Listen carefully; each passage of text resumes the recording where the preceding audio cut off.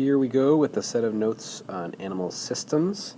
In this set of notes, we're going to talk a little bit about some of the terminology we use when we are referring to different animals and parts of their body, and then go into just very briefly what the different systems that we'll be looking at are and basically what they do.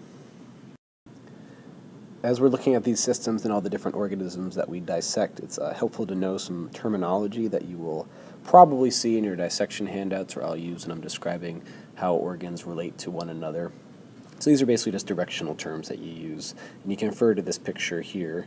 It has the same terms on there. But anyway, just to get started, the dorsal side of an animal is usually the back side, or like the side that they're not crawling on, if it's something like an earthworm or whatever. So the dorsal side, think of the dorsal fin to be like the fin that everyone fears in the movie Jaws. And the ventral side would be the belly side, or the side that they would be doing the crawling on.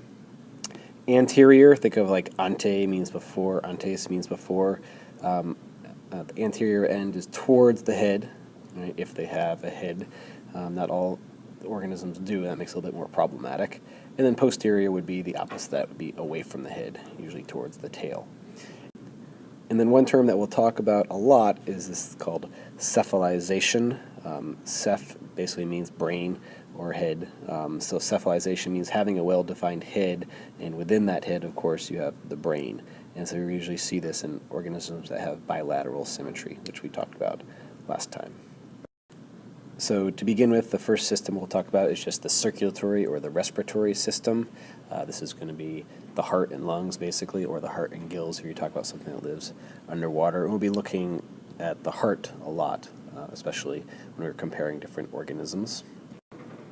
Another system we'll look at a lot is the digestive system, and usually paired with that is the excretory system. The digestive system is obviously in charge of breaking down food and extracting the nutrients, and then the excretory system is what's going to be used to get rid of the waste. Usually something like your kidneys would be part of the excretory system. The nervous system, very simply, is the brain and the nerve cord, and so we are looking at the complexity of the brain, if they even have a brain.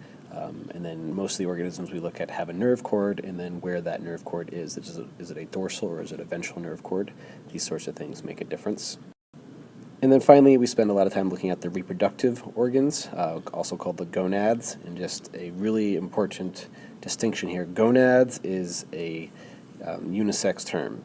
We often think of it as being associated with guys, but it could be testes or ovaries. So girls have gonads as well. It's just the reproductive tissue. And then the last thing I want to talk about with this set of notes is a little bit more detail on the circulatory system. This is a major defining characteristic as to whether an organism has an open or a closed circulatory system. An open circulatory system basically means that the blood is not always in a vein or artery. So if you look down here, you can see this grasshopper has an open circulatory system, and it's got a heart, and it's got some arteries that pump blood, and then eventually the blood just leaves the arteries and just kind of like bathes the organs in fluid, and then that fluid eventually makes its way back into the heart and gets circulated some more.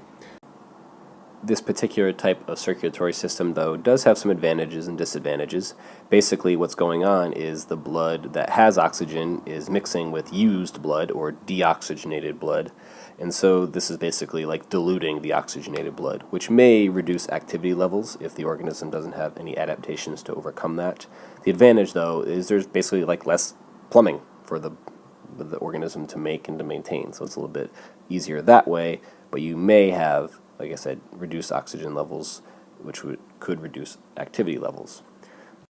The other option for circulatory systems is basically the opposite of that, a closed circulatory system. So if it's a closed pathway, the blood is always going to be in a blood vessel, so it would leave the heart, go somewhere to pick up some oxygen, whether it be gills or lungs or whatever, and then deliver to different organs, and then back to the heart, and it's always within these veins. So the advantage there is the blood is not going to mix, so the organs are always going to get the highest amount of oxygen in the blood, and this is going to allow a greater activity level, obviously, because you need more oxygen to sustain greater levels of activity. Of course, then the same disadvantage comes in, is that there's more plumbing, basically, for those guys to maintain, so that's a little bit harder.